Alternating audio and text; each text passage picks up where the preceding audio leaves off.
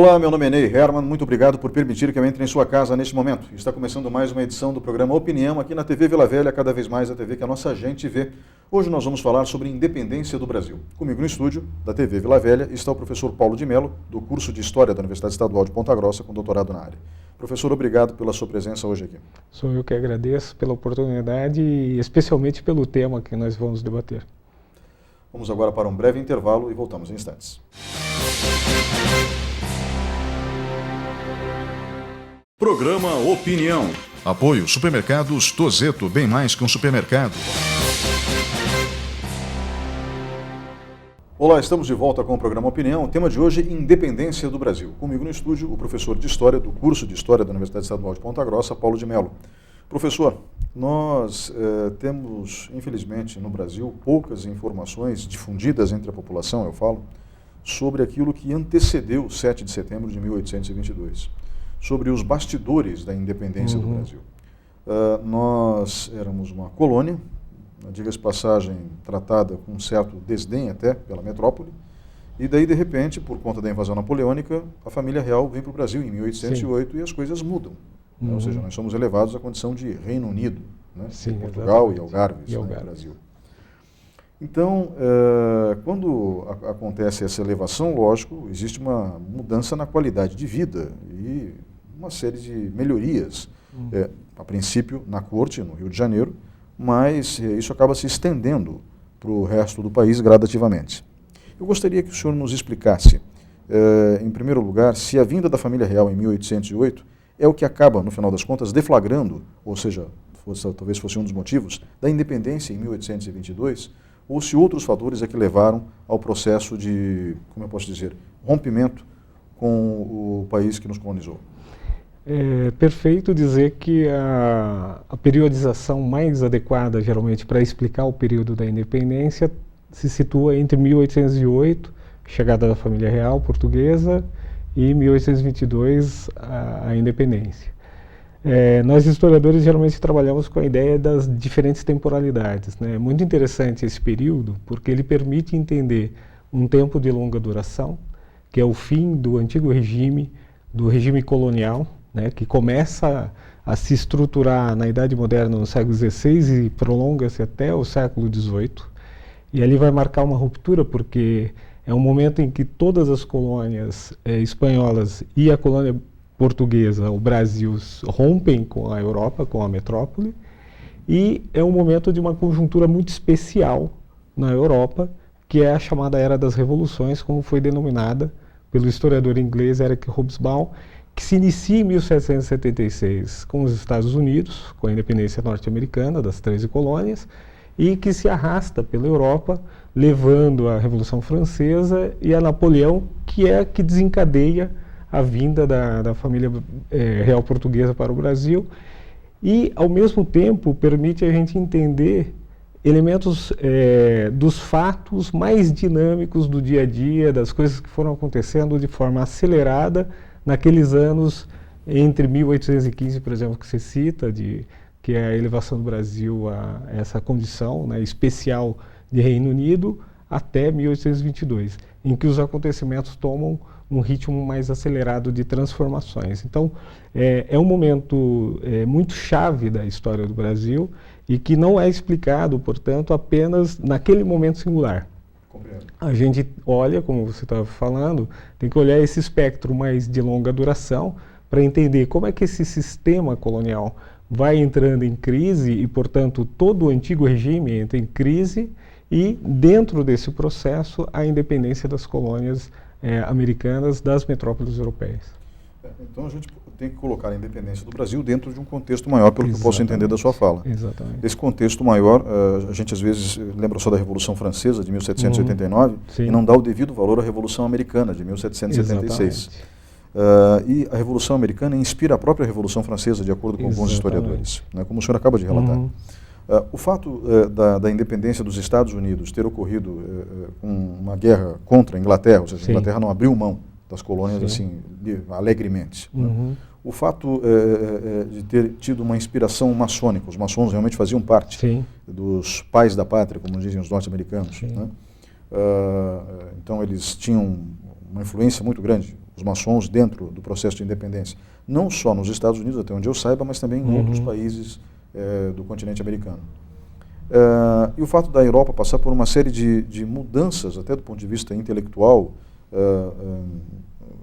novos movimentos, novas escolas de pensamento, fazendo com que o processo de governar o povo fosse, no mínimo, revisto, né? Inclusive imposto pela própria população aos seus monarcas, como aconteceu em 1789 na França. Isso também interfere, pelo que eu posso dizer, pelo que eu posso entender da sua fala, na independência do Brasil em 1822. Totalmente, quer dizer, o que é interessante é justamente essa conexão entre a independência brasileira e esses grandes acontecimentos que estão decorrendo no mesmo período, né? Então, a gente entende que há especificidades do caráter da independência brasileira, inclusive porque as elites brasileiras que vão tomar a frente, junto com Dom Pedro e outros setores aqui da sociedade brasileira, eles têm um aprendizado que eles vão construindo a partir da experiência e da leitura de mundo que eles realizam dos fenômenos que estão se sucedendo naquela época. Então, por exemplo, como você citou, a independência norte-americana, ele é um elemento que informa movimentos no Brasil, como foi a Inconfidência Mineira, depois a própria Conjuração Baiana. Então, os acontecimentos eles estão interligados e há aprendizados históricos e experiência dos sujeitos daquela época que vão decorrer numa forma como se organiza a própria independência brasileira. Alguns dizem que a independência brasileira foi uma independência muito conservadora, pacífica e que preservou uma manutenção maior da ordem. Na verdade, ela ocorreu assim porque as elites puderam observar o que estava acontecendo nos Estados Unidos, o que havia acontecido na América Espanhola, experiências radicais como, por exemplo, no Haiti, em que houve uma revolução de caráter até étnico, porque os negros tomaram o poder, né, e derrubaram o sistema colonial. E aqui no Brasil, as elites puderam, digamos assim, controlar o processo e evitar rupturas mais radicais, né? Então, há um aprendizado e é muito interessante quando a gente observa esses homens daquela época, como eles eram ligados ao que estava acontecendo. Por exemplo, o José Bonifácio, ele viveu uma década na Europa justamente durante a Revolução Francesa. Ele vai para a França em 1790 e ele volta em 1800 para o Brasil.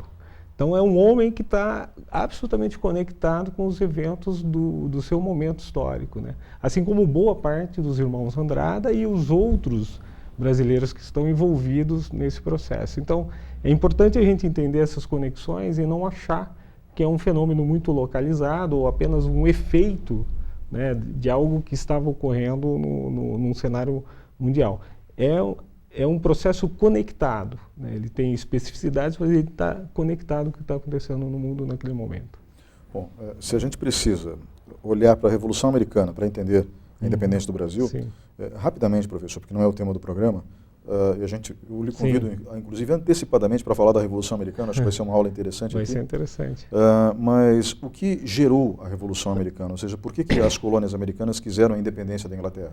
Então, a questão mesmo é a exploração colonial, né? A asfixia, né, que se colocava sobre as colônias inglesas, né, em relação principalmente à cobrança excessiva de tributos e, ao mesmo tempo, em que afloreciam aquelas ideias que você citou, que são as novas ideias sobre uma relação entre o súdito e o rei, agora mediado por um conjunto de leis e principalmente a quebra da ideia de monopólio, do monopólio real, o monopólio da metrópole, que vem das ideias neoliberais. Não é à toa que a obra clássica do liberalismo, A Riqueza das Nações, do Adam Smith, data da mesma época, praticamente o mesmo ano da independência norte-americana. Ou seja, novas ideias, homens pensando o mundo de uma forma diferente, questionando o poder instituído e buscando alternativas, né, de uma nova relação com a metrópole.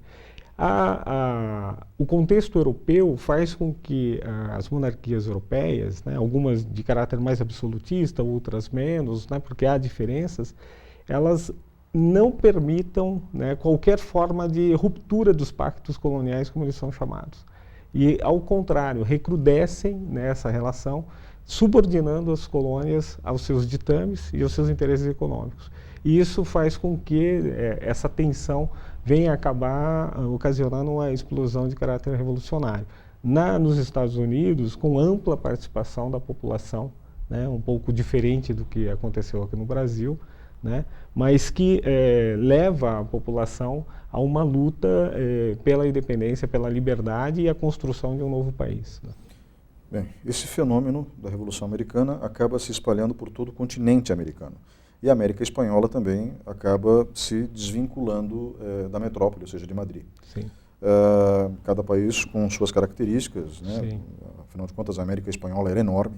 Né? Exatamente. Então, o Brasil representa quase metade da América do Sul, mas a Espanha tinha do México para baixo. Né? Então, o domínio espanhol era tremendo. E o senhor fala de algumas revoluções que foram dramáticas, como a Revolução do Haiti, onde inclusive teve um caráter étnico, como o senhor falou, os negros tomaram o poder e romperam completamente com o sistema colonial. Com isso, a informação que chega às elites brasileiras é de que é melhor uma transição pacífica. Essa é a intenção.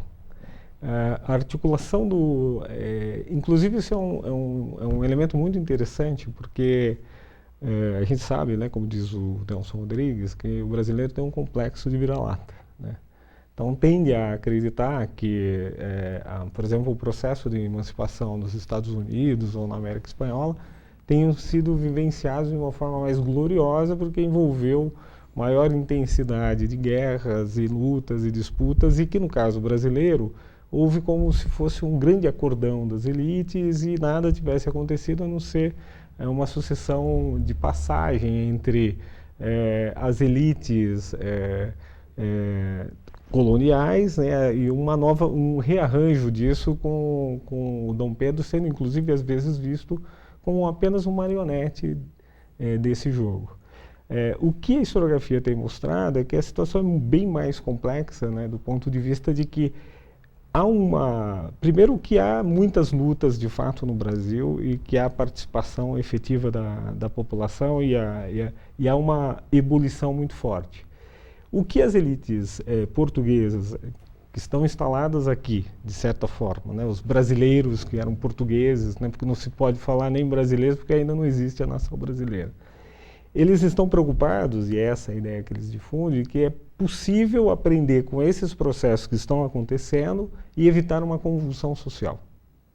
E evitar a convulsão social, né, inclusive muitos ligados à maçonaria, por exemplo, como o próprio José Bonifácio e outros setores, eles pensam de uma forma de criar um arranjo político que mantenha a coesão interna do país.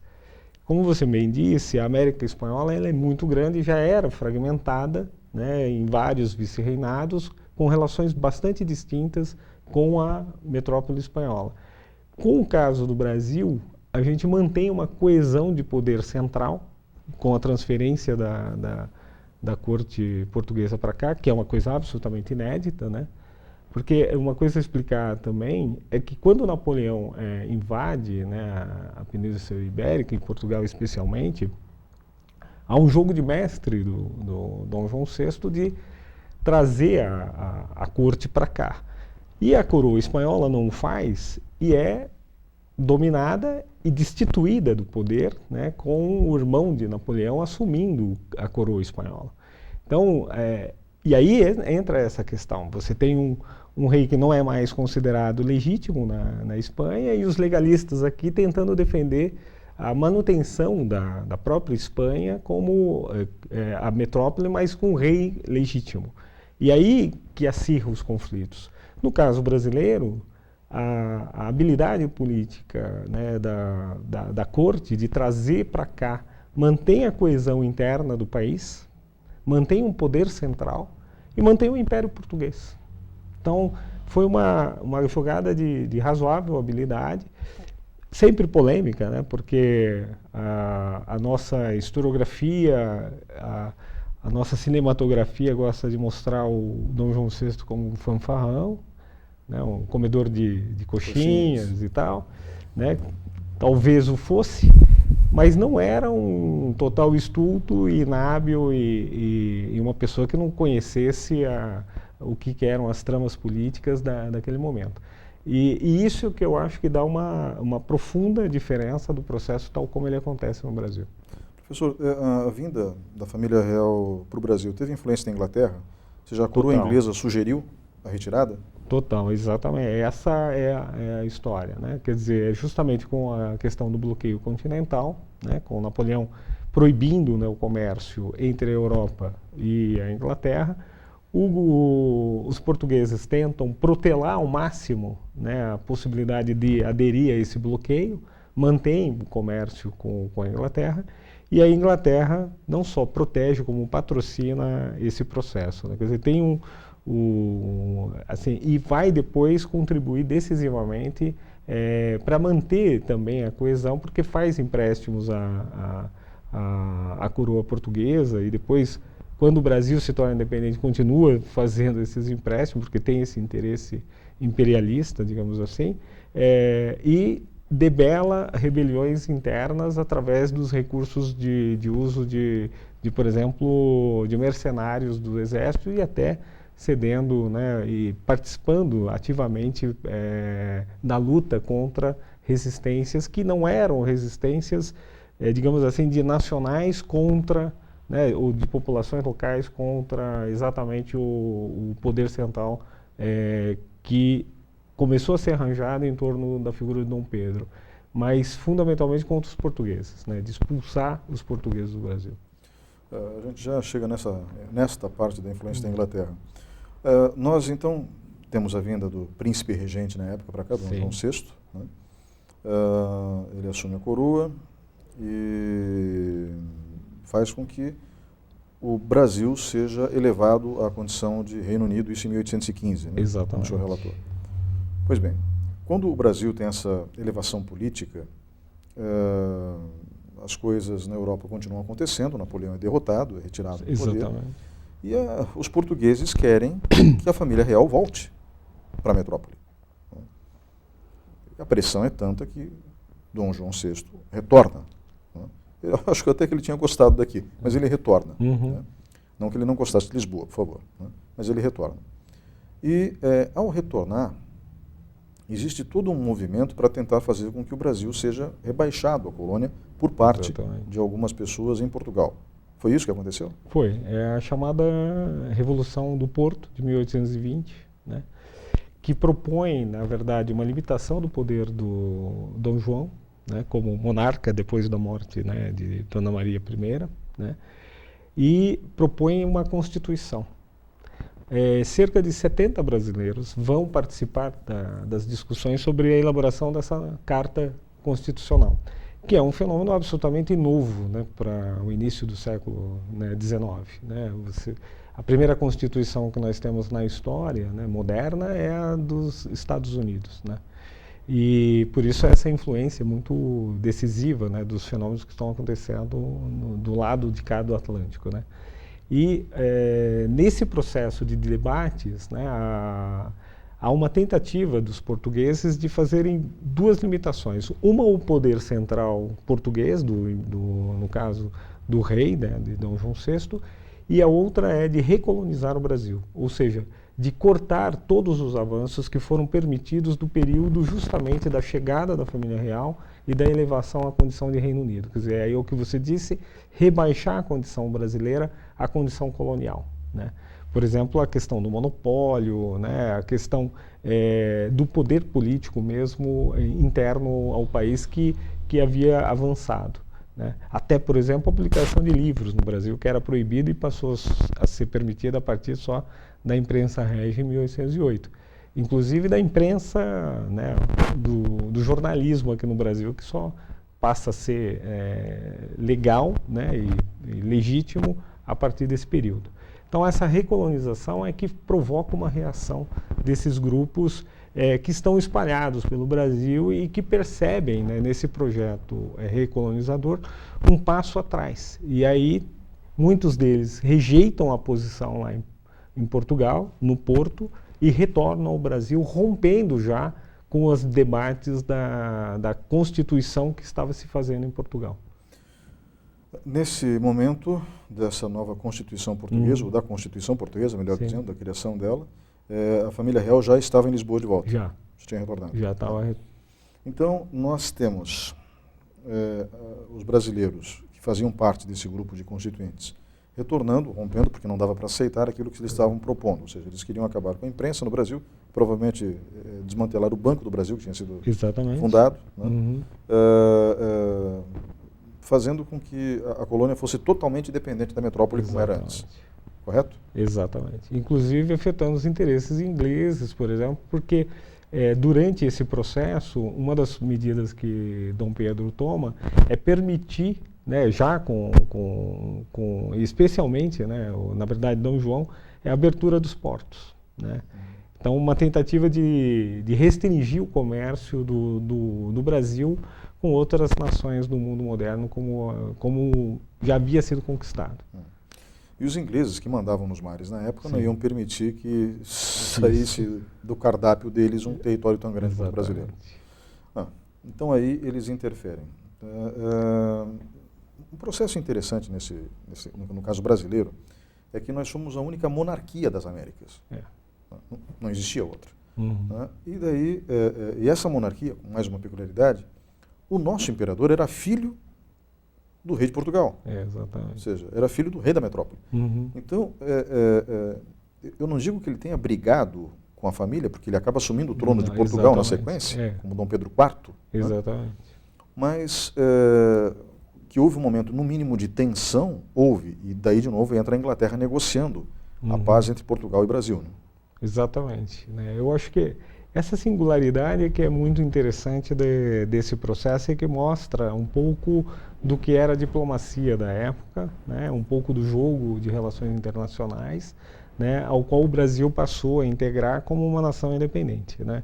E participando, portanto, ativamente dessas negociações e tendo a Inglaterra como a grande intermediária na medida em que ela jogava nesse tabuleiro com um absoluto interesse de preservar, né, os seus interesses comerciais e econômicos que ela possuía na América. E é um dado muito interessante esse de que evidencia-se, portanto, assim, um projeto de poder, né, no processo sucessório, né, de preservação da dinastia de Bragança. Né? Essa é a grande questão do Dom João VI. Ele sabe que os reis estão, imagina, né, na Europa, Napoleão, a partir da Revolução Francesa, devasta todas as monarquias. Elas vão ser restabelecidas posteriormente, a partir da sua derrota, né, em grande parte, mas em muitos estados, né, as cabeças dos reis rolaram, como no caso especificamente da França. Né.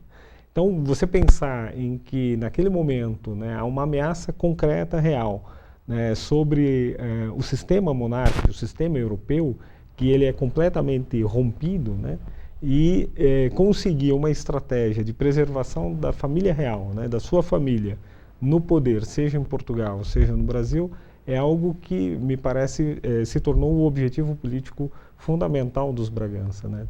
Tanto é que ele consegue muito de uma forma bem sucedida, permanecer no Brasil, né? Portanto, manter o príncipe regente e torná-lo imperador, né?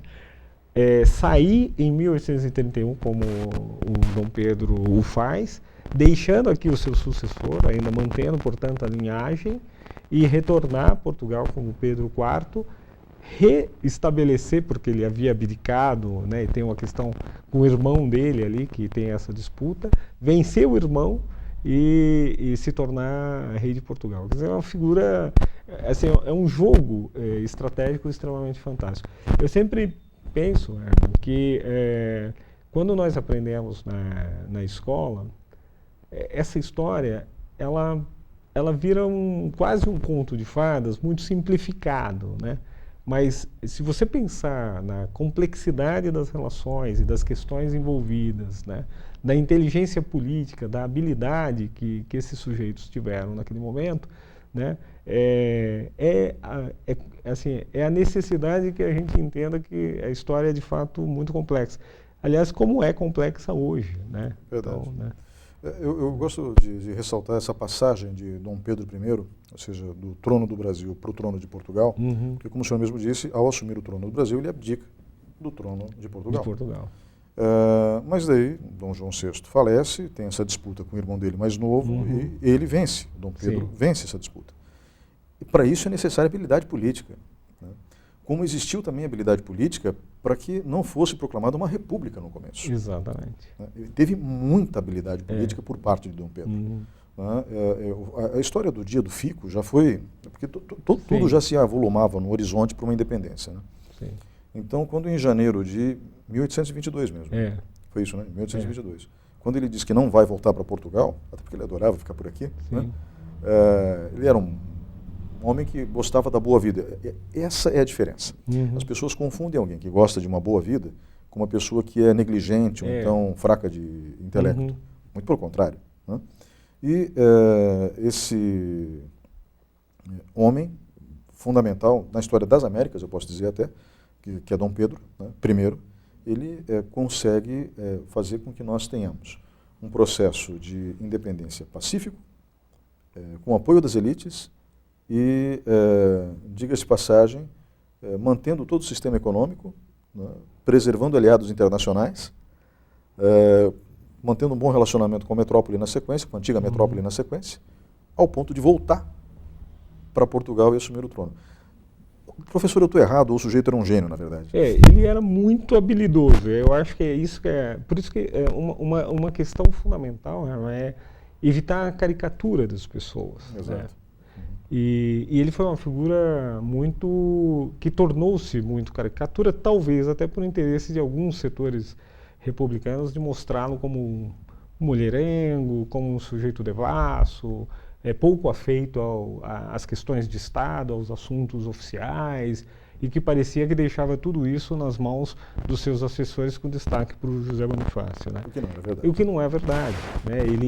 Ele tem tensões ali com o próprio José Bonifácio, ele tem diferenças de opinião, mas são pessoas extraordinárias no sentido que elas estão pensando projetos de país. Eu diria, assim, há tensões, inclusive há guerras, quer dizer, há uma violência e há uma luta política acirrada com os grupos brasileiros, né, os identificados, os que habitam, né, os colônios aqui e que se identificam com Portugal e com os setores portugueses, né, e que não querem o rompimento. Ele consegue contornar isso, consegue habilidosamente formar um pacto nacional. E ele tem um projeto de nação muito interessante, porque ele é visto também como uma espécie de ditador, porque foi lá e fechou a Constituinte, né, de 1823 e outorga a Constituição em 1824. Mas ele, nas leituras que há da época, que se fala atualmente, é de uma figura que admirava Napoleão Bonaparte, era constitucional.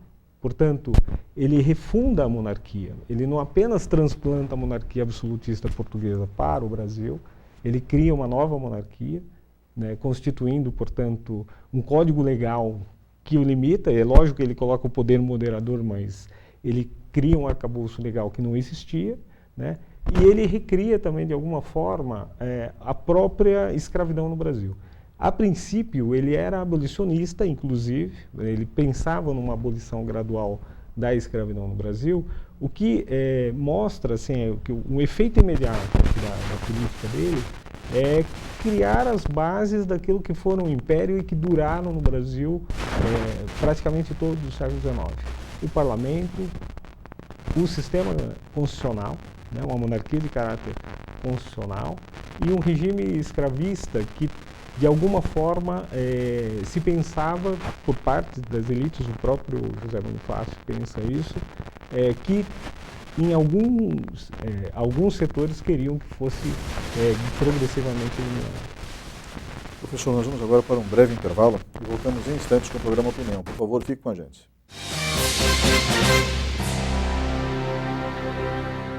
Programa Opinião. Apoio Supermercados Tozeto, bem mais que um supermercado. Olá, estamos de volta com o terceiro bloco do programa Opinião. O assunto de hoje, independência do Brasil. Comigo no estúdio está o professor Paulo de Mello, da Universidade Estadual de Ponta Grossa, do curso de História, com doutorado na área. Professor, nós falamos no bloco anterior muito da habilidade e da genialidade política de Dom Pedro I, nem sempre reconhecida, principalmente por alguns professores de ensino médio de História. Então, eu falo por experiência própria, né? Infelizmente, a imagem de Dom Pedro I que nos era passada, enquanto alunos, era de um homem rude e pouco sofisticado. E o que o senhor relata aqui, ou melhor dizendo, relatou no bloco anterior, é de alguém com extrema habilidade política. Mas ele não era o único com habilidade política nesse contexto da independência. Nós tínhamos também um homem fora da nobreza, né? Quando eu digo fora da nobreza, não sei se ele tinha algum título ou não, mas enfim, que acabou ganhando o apoio da nobreza, por consequência da independência do Brasil, que foi José Bonifácio. José Bonifácio foi tão importante para a independência do Brasil, ao ponto de merecer o título de patrono da independência? Com certeza, né? Ele fazia parte de uma família, né, abastada de Santos, né? E possuía 2 irmãos também que tiveram ação destacada. Um dos irmãos dele participou de revoluções, inclusive no Brasil, e foi preso, né, em 1817, né? Foi para o Porto, um desses irmãos, os Andradas, como eram conhecidos. Então ele era de uma família de homens políticos e que estavam extremamente embrenhados no seu contexto e participavam ativamente das ações políticas. Paulista, né, de Santos, depois, quando tem o processo que paulatinamente vai levar à independência, né? Há uma reorganização do poder político com a permanência de Dom Pedro aqui. Há uma reorganização, ele passa a ter um papel importante em São Paulo, né, na província de São Paulo, e passa a ser depois um conselheiro especial do Dom Pedro I e um grande articulador. Aquele episódio, né, que a gente vê retratado no famoso quadro do Pedro Américo, Independência ou Morte, né, que retrata a chegada do Paulo Brigueiro, que é o mensageiro que traz as cartas, e a carta é do José Bonifácio, junto com a carta da que será a Imperatriz Leopoldina, né, da então Princesa Leopoldina. Então mostra que nos momentos decisivos, né, do dia do fico, né, depois na organização do Estado brasileiro pós a independência, ele teve um papel absolutamente decisivo. Então é um homem que acompanhava literalmente o poder, né, conseguia discutir e disputar também com outras frações, né, das elites da época, por exemplo, as elites do Rio de Janeiro, que queriam ter maior influência sobre o imperador, e articular também nacionalmente, né, porque a gente tinha frações de elite no Pará, na Bahia, em outras regiões, né, em Minas, que disputavam, né, essa influência sobre o poder central. Conseguiu articular isso e, de alguma forma, assim, manter essa coesão política e o papel que ele teve em relação à independência. Então, foi um homem muito decisivo. E era extremamente bem formado, né? Eu acho que as biografias que revelam, né, a história de vida do José Bonifácio mostram que ele era, digamos assim, um homem mesmo do século XIX, quer dizer, do século XVIII da virada para o XIX, que era um cientista. Para a gente pensar no momento em que a grande formação intelectual estava muito ligada à igreja, você tem um segmento laico formado na ciência e que foi estudar mineralogia, né, quer dizer, foi estudar história natural para compreender o próprio planeta, a sua formação, as rochas, né, e a história natural do planeta, mostra uma deriva de alguém que estava buscando um aprimoramento intelectual diferenciado. E que também conhecia muito e lia muito sobre as questões políticas e econômicas da época. Então, era um homem que não se limitava, portanto, a uma visão tacanha, provinciana, né? E, além do que, teve uma alta formação na Europa, circulou por universidades europeias na França, na Itália e até na Suécia. Então, você imaginar um homem que é poliglota, né? Consegue se expressar em várias línguas e que tem uma formação acadêmica da época bastante sofisticada. Em relação a esse quadro do Pedro Américo, eu acho um quadro lindo, né, de inspiração napoleônica, é óbvio. Sim. Né? E Napoleão era genial na promoção da sua própria imagem. Né? E cá entre nós, isso é comum até hoje, Sim. nos dias de hoje. Mas quando o Pedro Américo faz aquele quadro, é óbvio que ele recebe críticas de diversos historiadores, inclusive. Né? Eu, particularmente, nunca gostei das críticas, porque eu acho que aquela é uma licença poética. Sim. Mas dizem que Dom Pedro estava com sérios problemas intestinais, então não estava bem. Sim. Naquele dia. Ele estava vindo de Santos para São Paulo, ele tinha uma amante em Santos, que era a Marquesa de Santos. Sim. E as pessoas o julgam com muita severidade pelo fato de ele ter uma amante, mas naquele período de tempo, quase todos os monarcas tinham, é bom lembrar, né? Porque os casamentos eram arranjados, então os casamentos eram alianças civis e militares, então alianças monárquicas, vamos colocar dessa forma. E vem da casa da amante, passando mal e subindo numa mula, obviamente. Exatamente. Por quê? Porque ninguém era louco de andar a cavalo nas estradas do Brasil, porque a mula ela tinha um andar que não judiava de quem estava montado nela, correto? Correto. Era o animal mais utilizado para longas distâncias, né? Dado o porte físico que ele tem, o cavalgar, né? E para carregar também, né? Objetos, né? A gente está numa cidade que é de tropeiros e os tropeiros usavam fundamentalmente as mulas, né? Então elas aguentam largas distâncias e suportam bastante peso. Tem que pensar que ele tinha que subir o caminho de Santos, que era da Serra do Mar, né? Extremamente íngreme, né? Ele o fez em condições desfavoráveis, né? Que viraram a caricatura, né, do sujeito que estava com problemas gástricos. E aí, como você bem disse, o que o Pedro Américo faz? Né? Ele fala, bom, ele está no século XIX, ele está pintando aquele quadro em Florença. Ele recolhe, segundo ele mesmo faz, porque ele tem um relato sobre o quadro, né, que ele deixou, um testemunho de como é que ele confeccionou a obra, de onde ele se inspirou, e ele mostra que ele fez uma pesquisa em todos os testemunhos da época. Ele pega o padre que estava acompanhando, o relato do Francisco Medo e outros relatos da época, e ele compõe aquela cena inspirada num outro quadro, que é de Messier, que é um quadro do Napoleão Bonaparte saudando suas tropas, né, numa das suas inúmeras batalhas, né, e ele compõe aquele... E ele fala claramente, olha, sabendo, inclusive, quase colocando entre aspas aqui, Herman, porque eu li várias vezes esse texto em sala de aula para mostrar para os alunos, ele fala, olha, eu não poderia deixar de iluminar aquele momento glorioso, né, com as faces desfavoráveis daquele Augusto moço que estava passando mal. Eu pego e transformo ele numa figura altiva que ocupa o centro do quadro, né? Ele é o epicentro dos acontecimentos, né? Está com a espada desembainhada, né? E pronunciando o grito, a agitação da tropa, né? Os cavalos, a comitiva, né? Ao lado, né? E os passantes, né? Porque tem um indivíduo que é um trabalhador que está transportando toras e tem lá um tropeiro passando ao fundo na cena. Então, ele compõe essa cena para dar a ideia de um país rural, né, tipicamente rural daquele momento e que está vivendo um momento glorioso. Essa é a intenção dele. Diga-se de passagem, foi muito bem sucedido.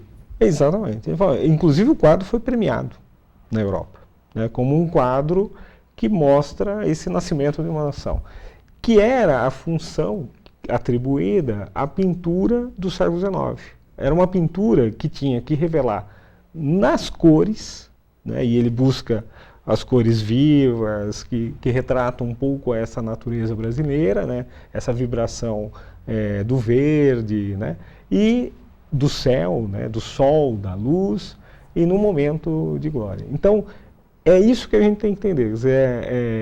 Essa questão de que é uma representação do século XIX, portanto, muito mais tardia do que o acontecimento e que tenta revelar aquilo que extrapola os fatos em si, né, que está além dos próprios fatos.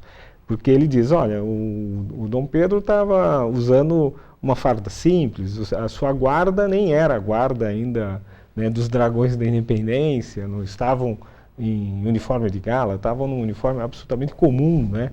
Os seus e toda a condição da comitiva. Ele falou, é uma comitiva absolutamente normal de uma viagem do século XIX naquele Brasil absolutamente rural, né? Agora, eu quis mostrar uma outra coisa. Eu acho que é importante o professor mostrar? É esses trabalhos que existem sobre as representações do passado. Né? As representações são elaborações do presente sobre o passado. Aliás, o passado já foi, é impossível resgatá-lo, né? Não existe essa possibilidade. O que existe é essa elaboração. E aí é um debate sobre essas elaborações, né? E o sentido e os significados que elas podem ter, os seus objetivos, né? A finalidade dele, princípio, era essa: eu vou glorificar esse passado. A gente pode discutir se foi glorioso ou não, mas que, evidentemente, não diminui a figura do Dom Pedro, não diminui a importância do fato, não diminui as repercussões que até hoje tem na nossa história, uma vez que, efetivamente, a partir daquela data, o Brasil se tornou uma nação independente. Né? Você sabe, professor, eu sinto falta de um projeto cinematográfico que mostre todo esse contexto que nós comentamos até agora da independência do Brasil. Né? Nós temos cineastas fabulosos. Eu acho que dava para fazer uma coisa bem interessante, sem jogar a monarquia no ridículo. Né? Também acho que a figura de Pedro I merece, literalmente, um filme, falando dele. Né? Ou seja, dele garoto, no Brasil, imperador do Brasil, imperador de Portugal, até a morte precoce dele, como Dom Pedro IV em Portugal. Aliás, as pessoas não valorizam muito o legado do Império. Né? Olhe só, desde 1879 até hoje, quantas constituições nós tivemos. E eu não sei se essa vai durar muito tempo. Né? Eu espero que dure. Mas tem coisas nela que realmente são complicadas de implementar no dia a dia. Agora, a Constituição de 1824 permaneceu durante todo o Império. E cá entre nós, a gente falou de estadista, que ele era um brilhante estadista, Pedro I, o filho dele superou o pai. Né? Então eu acho que um dos principais legados da independência do Brasil foi que nós tivemos um império, ou um sistema monárquico, vamos colocar assim, um regime monárquico, que se deu muito bem nos trópicos, o que sinceramente não é comum. Né? Não era exatamente, praticamente digamos, uma invenção realmente. Eu até falei assim, de uma forma de que a partir do 7 de setembro a gente tem uma nação. Né? Na verdade, a gente tem um processo de construção da nação. E o Império é que constrói a nação, né? Que constrói a identidade nacional, né? E constrói o Estado Nacional, como você está falando. Então, construir a nação é dar identidade a esse povo, que era um povo fragmentado. A gente fala os textos da época se referem a brasileiros no sentido de que eram os portugueses, os nacionais, os que viviam no Brasil, portugueses e que iam para Portugal e que lá eram chamados de brasileiros. Né? Então, a identidade de brasileiro como identidade nacional, ela vai sendo forjada nesse período. O que existem são mineiros, paulistas, baianos e assim por diante. Né? Então, a partir da independência é que vai se forjando essa identidade. E o Império tem um papel decisivo nesse processo. E do outro lado, a constituição de um Estado Nacional, né? De criar uma estrutura de Estado Nacional, definir as fronteiras do território, né, que isso vai sendo definido ao longo do Império e a gente pode ver que boa parte da diplomacia do século XIX, até início do século XX, quando ainda tem o Rio Branco, mas é a definição do território nacional, a definição mesmo da nossa língua nacional e da organização de uma base, né, de escola de caráter nacional, que é curioso porque, por exemplo, em 1824 já se estabelece a obrigatoriedade do ensino básico no Brasil, em 1824. Então, há uma ideia, inclusive em 1824, na Constituição, da cidadania. Se pensa no cidadão. Né? Pensa, portanto, que o Estado tem que ter uma base de cidadania, uma base com educação. E isso alicerçado num parlamento organizado nas forças políticas que formam os dois partidos fundamentais, que é o Partido Liberal e o Partido Conservador, equilibrados pelo poder monárquico. Né? Esse é o funcionamento. Né? Vale um debate sobre a questão da República no Brasil e o ideário republicano, como ele ele já existe pregresso, né, antes de 1822, ele é debatido em 1822 porque há forças que querem a implantação de uma república, enquanto toda a América Latina está se transformando em repúblicas diversas, e ao mesmo tempo a gente vê esse processo levar no final, né, do Império à proclamação da República. Mas vale uma discussão sobre os significados e os sentidos da República no Brasil, que eu acho que ainda, como a gente vê na nossa história, ainda precisam ser, como você falou, há uma precariedade, né, às vezes institucional, que a gente não assistiu. Se comparar século XIX com o século XX no Brasil, né, como você está sugerindo uma boa comparação, o século XIX tem uma série de lutas e revoltas e questões também, e tensões, até uma pacificação que é violenta na década de 50, mas o Império Brasileiro, depois de 1850, e aí ele se encaixa, digamos assim, numa estabilidade política que só vai ser rompida com a proclamação da República. E a nossa República, por outro lado, é uma República tensa permanentemente, e a gente sabe que até hoje a gente ainda tem instituições em atrito. Né? Isso é lamentável. Né? O que aconteceu na história da República, sinceramente, demonstra que o povo brasileiro compra discursos com muita facilidade. Né? Agora, no caso do Brasil Império, eu acho que o Império só foi tão longevo porque nós tivemos dois bons imperadores, a verdade é essa. O primeiro ficou pouco tempo no poder até, sim, mas nós tivemos dois bons imperadores. Uhum.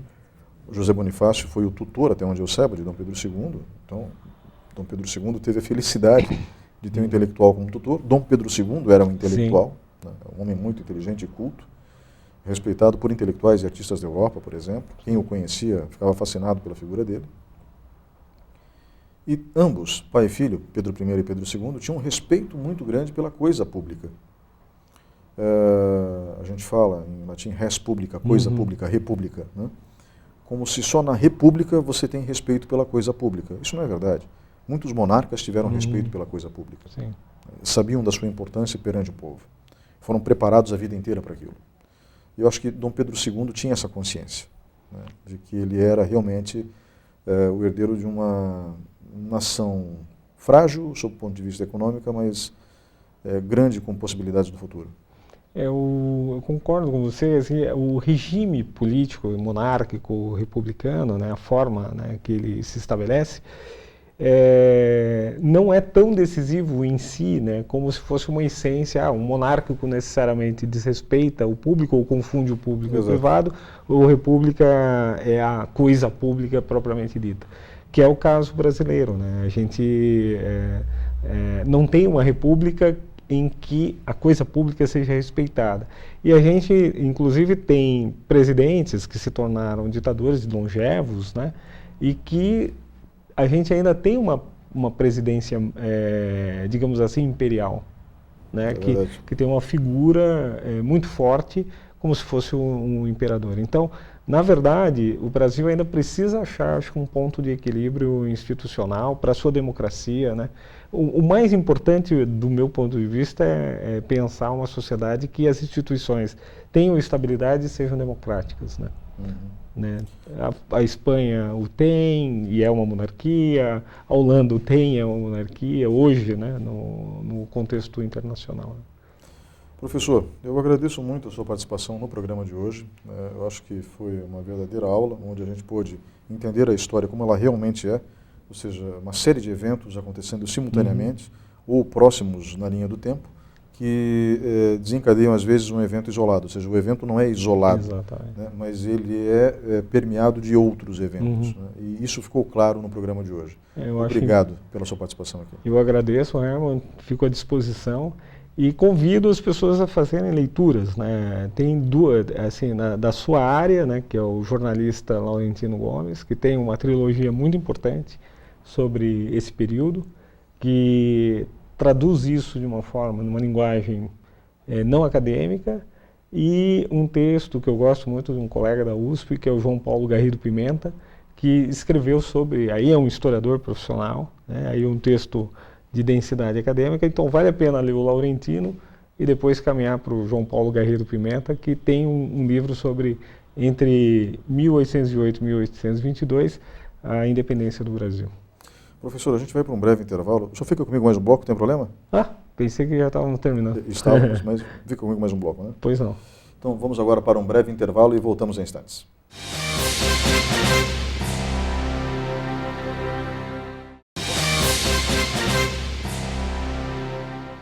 Olá, estamos de volta com o quarto e último bloco do programa Opinião. Estamos falando sobre a independência do Brasil. Comigo no estúdio está o professor, doutor da Universidade Estadual de Ponta Grossa, Paulo de Mello. Professor, eu agradeci essa participação no bloco anterior. Na realidade, não faríamos o quarto bloco por conta do tempo, que foi bastante utilizado no dia de hoje, mas eu decidi chamar o intervalo para pedir a sua colaboração no seguinte sentido. Hoje as pessoas usam muito isto aqui, este brinquedinho, para se informar. E eu acho que é uma ferramenta. Nós não podemos ser dependentes dele, como somos, às vezes nem conversamos mais com os nossos familiares, ficamos todos grudados na telinha, mas ao mesmo tempo é uma ferramenta de democratização da informação. Seguindo essa linha, o senhor poderia indicar alguns sites ou, como eu posso dizer, endereços eletrônicos, enfim, que as pessoas possam obter melhores informações sobre a independência do Brasil? Principalmente, né, para o público em geral e para o estudante em particular, né, a Univesp, que é a Universidade Virtual do Estado de São Paulo, tem um conjunto de aulas justamente com um historiador que é o especialista no assunto, que é o João Paulo Garrido Pimenta, que eu recomendo vivamente que seja assistido. São episódios de 30 minutos em que ele explica com muito detalhe e riqueza sobre o período. Além dele, né, existem vários outros sites de youtubers que têm discutido, mas em geral acabam por uma linha mais caricaturada, né? É interessante buscar também o Laurentino Gomes, né? Como eu falei, ele criou uma obra muito diversificada, com diferentes níveis de linguagem, porque ele tem a linguagem até infanto-juvenil, né? Ele conseguiu fazer uma obra densa, né, com qualidade explicativa, mas para uma linguagem, para um público ainda não amadurecido, né, nas questões da leitura, e que vale muito a pena ler. Além disso, os sites oficiais, né, do próprio Congresso Nacional, por exemplo, eles trazem, né, o que é curioso, porque o brasileiro jamais visita, né, sites oficiais como se fosse um anátema, né, eu não posso entrar ali porque é oficial. Mas o Congresso Nacional, por exemplo, né, a sua própria imprensa, mas ela tem também lá documentos e documentários interessantíssimos sobre a independência do Brasil, porque cobre o parlamento brasileiro. Então, se você quer entender o funcionamento, porque a discussão, por exemplo, da Constituição no Brasil antecede a 1822. Na verdade, ela começa em 1822, ela antecede a independência. Já se pensa em fazer uma Constituição. Então, isso está registrado, por exemplo, no próprio site do Congresso Nacional, em que você vê as atas, você pode acompanhar os debates. O que é legal disso? É que você vê a complexidade das coisas. Elas não ficam reduzidas a meros exercícios assim de simplificação. Você vê documentos interessantíssimos sobre o período e que estão à disposição do público, né? Vale a pena visitar esses espaços e fazer essa leitura. Professor, novamente, muito obrigado pela aula. Eu é que agradeço, Herman, e parabéns por trazer essa temática para a população, né? Não só aqui, mas em outros espaços que eu sei que você atua e que tem feito debates muito qualificados. Obrigado, professor. Vamos encerrando o programa por aqui, espero que você tenha gostado. Eu gostei muito, afinal de contas estamos falando da história do Brasil, da história do meu país, do seu país, da história do país que tem muito a oferecer aos brasileiros e ao mundo, porque nós somos uma das nações, com certeza, com maior futuro para esse velho mundo em que vivemos. E quando a gente entender que somos a nação do futuro, com certeza vamos trazer essa energia de esperança para o presente e modificar a nossa realidade. Um grande abraço a todos e até o próximo fim de semana.